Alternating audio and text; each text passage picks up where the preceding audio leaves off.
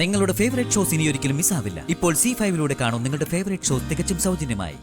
മാധവൻ നായരെ, നിങ്ങളുടെ കുടുംബത്തിന്റെ പാപദോഷം മാറ്റാൻ ഇനി ബാൻഡ് ഒന്നും ആവശ്യമില്ല. ആ കുടുംബത്തിന്റെ ദോഷമെല്ലാം മാറിക്കഴിഞ്ഞു. കാരണം ഇരുന്നിടം മുടിക്കുന്ന ശകുനപ്പിഴ ഇപ്പോ ഈ വീട്ടിലേക്ക് മാറിയല്ലോ.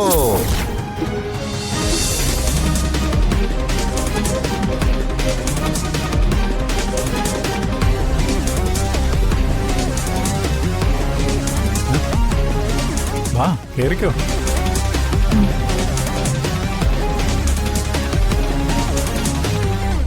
എന്താ ചന്ദ്രു മുഖത്തൊരു ഭയമുള്ളതുപോലെ?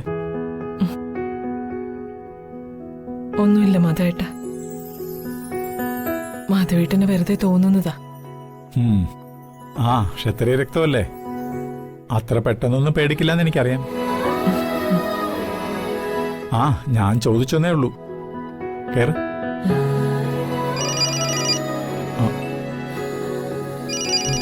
മനോജാണല്ലോ. ആ എടുക്ക്. മോനെ, എന്തു പറ്റിയിടാ? അമ്മ എത്തിയോ? ഇല്ല, ദേ നമ്മുടെ വീട്ടിൽ നിന്ന് ഇറങ്ങാൻ പോന്നേ ഉള്ളൂ. അമ്മേ, പറ്റുമെങ്കിൽ അമ്മ ഹരിതയെ ഒന്ന് കാണണം. അത് കാര്യങ്ങളൊക്കെ സംസാരിക്കണം. മോനെ, അത് അമ്മ അവളോട് സംസാരിച്ച അവളുടെ മനസ്സ് മാറും അമ്മേ. കുറുപ്പിന്റെ സ്വഭാവം നിനക്കറിയാലോ. എന്നെയും നിന്റെ അച്ഛനെയും ആ വീട്ടിലേക്ക് കയറ്റോന്ന് തന്നെ അറിയില്ല. പിന്നെയല്ലേ ഹരിതയോട് സംസാരിക്കുന്നത്. എന്റെ അവസ്ഥയൊന്ന് മനസ്സിലാക്കമ്മേ. മോനെ, അമ്മ അതിനും കൂടിയാ ആ വീട്ടിലേക്ക് പോന്നേ. ഹരിതയോട് അമ്മ അത് ഉറപ്പായി സംസാരിക്കും. സംസാരിച്ച തീരാവുന്ന പ്രശ്നമാണ് നിങ്ങൾ തമ്മിലെങ്കിൽ അമ്മ അത് പരിഹരിച്ചിട്ടേ വരൂ. അമ്മേ, ഹരിത ഒരു പാവാ. വീട്ടുകാരെ പേടിച്ച അവള് നിൽക്കുന്നത്. ഞാനെന്ന് പറഞ്ഞ ജീവനാവക്ക്, അതുപോലെ എനിക്കും. അമ്മ പറഞ്ഞ ഹരിത കേൾക്കും. അല്ല, പറ്റുമെങ്കിൽ തെറ്റിദ്ധാരണകളൊക്കെ ഒന്ന് പറഞ്ഞ് മനസ്സിലാക്കി അമ്മ ഹരിതയെ കൂടെ കൂട്ടണം. ഞാൻ നോക്കാം മോനെ.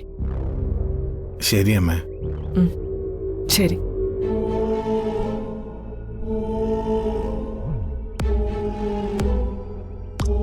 പാവാ, അവൻ ബോധപൂർവം ചെയ്യുന്നതല്ല ഒന്നും.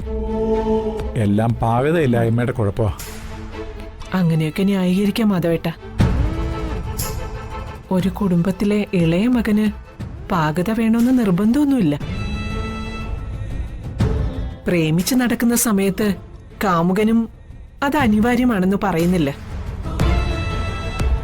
പക്ഷേ താലി കെട്ടിയ ഭർത്താവിന് പാകത വേണം. അവിടെ മനോജിന് പിഴച്ചത്. പറ്റുമെങ്കിൽ എന്തായാലും ഹരിതയോടൊന്ന് സംസാരിക്കണം. നോക്കാം. നീ കയറ്.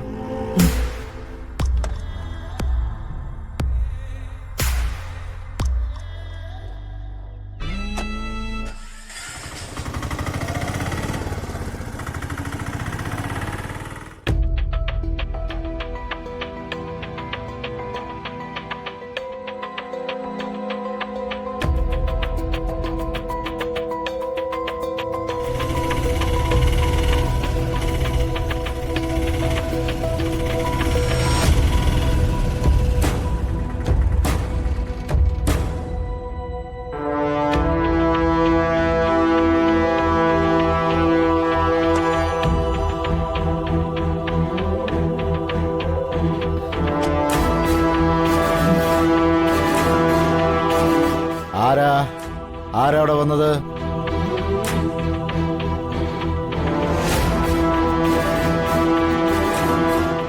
നിനക്കെന്താ ചെവി പൊട്ടിപ്പോയോ? ആരാ വന്നെന്ന് ചോദിച്ചില്ലേ?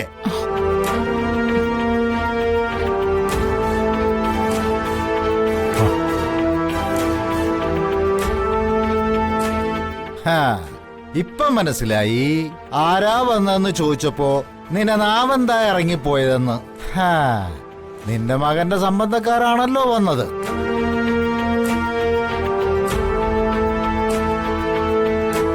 അല്ല, രണ്ടാളും എന്താണോ പോയി ഇങ്ങോട്ട് എഴുന്നള്ളിയത്? ഞങ്ങള് ജഗനെയും വന്ദനയും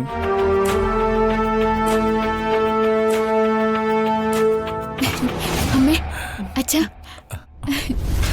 അല്ല, അച്ഛനും അമ്മയും ഇവിടെ നിൽക്കുകയാണോ? അകത്തേക്ക് വാ. വന്ദനെ, അച്ഛനും അമ്മയ്ക്കും കുടിക്കാൻ എന്തെങ്കിലും എടുക്ക്. ഒന്നും വേണ്ട മോനെ. അല്ല, എന്താണ് ഈ വരവിന്റെ ഉദ്ദേശം? മകളെ കെട്ടിച്ചേച്ച വീട്ടിലേക്ക് വരാൻ അച്ഛനും അമ്മയ്ക്കും പ്രത്യേകിച്ച് കാരണമൊന്നും വേണ്ട. അല്ല, നീ ഇപ്പൊ എന്താ പറഞ്ഞത്? മകളെ കെട്ടിച്ചയച്ച വീട്ടിലേക്കെന്നോ? ആര് കെട്ടിച്ചയച്ചു?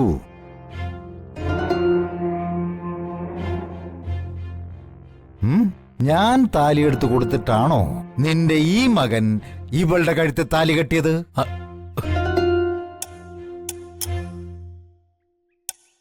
മോന്റെ കാര്യത്തിൽ മാത്രമല്ല, സ്വന്തം മോളുടെ കാര്യത്തിലും ആ യോഗം ഇല്ലായിരുന്നു എന്ന് നമ്മൾ ഓർക്കണം. ഓ, അപ്പൊ നീ എന്നെ ബോധവൽക്കരിക്കുകയാണോ?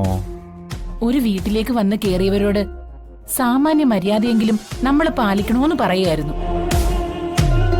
ഇത് ഈ വീട്ടിലെ രണ്ടു മക്കളുടെ സംബന്ധക്കാരാണെന്ന് കൂടി ഓർമ്മിപ്പിച്ചതാ. വേണ്ട, ഇനിയും നിങ്ങൾ തമ്മിലൊരു തർക്കം വേണ്ട. ഞങ്ങൾ വന്ന കാര്യം പറഞ്ഞിട്ട് അങ്ങ് പൊയ്ക്കോളാം. ജഗന്റെയും വന്ദനയുടെയും കല്യാണം കഴിഞ്ഞുള്ള വിരുന്ന് ചടങ്ങിന് ക്ഷണിക്കാനാ വന്നേ.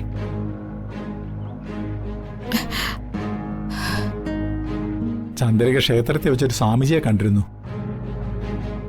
സ്വാമിജി എല്ലാ ദോഷവും മാറാൻ വിവാഹശേഷമുള്ള ചടങ്ങുകൾക്ക് മുടക്കം വരാതെ മുറയോടെ നടത്തണമെന്ന് പറഞ്ഞു. കല്യാണം കഴിഞ്ഞിട്ടുള്ള ആദ്യത്തെ ചടങ്ങ് ഇതാണല്ലോ. അതെ. അപ്പോ വിരുന്നിന് എല്ലാവരും വരണം. അയ്യോ, സദ്യ കഴിഞ്ഞ് കുടുംബക്ഷേത്രത്തിൽ ചെന്ന് ഇരുവരും തൊഴണമെന്ന് സ്വാമിജി പറഞ്ഞു. ദോഷം മാറാൻ വിരുന്നു സൽക്കാരവും കുലദേവതാ പ്രീതിയും കൊള്ളാം.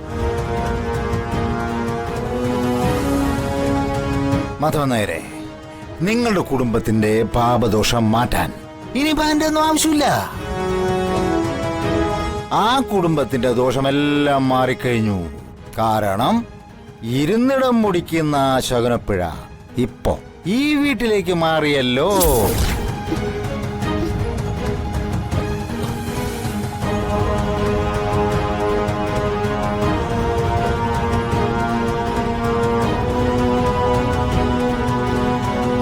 അച്ഛാ, വീട്ടിൽ വന്ന അതിഥികളോട് അനാവശ്യം പറയരുത്.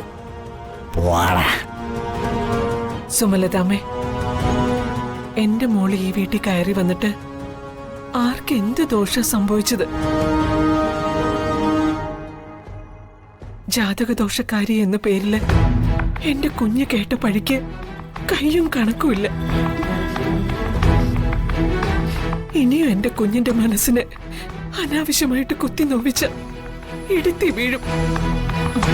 വീണല്ലോ.